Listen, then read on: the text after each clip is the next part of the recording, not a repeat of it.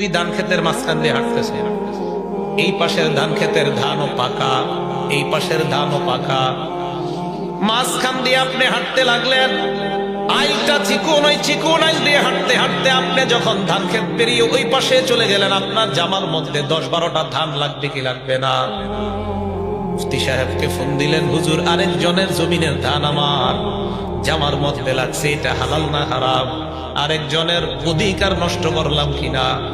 আরেকজনের জমিনের এই ধান আমার গায়ে লাগাতে বান্দার হক নষ্ট হয়েছে কিনা?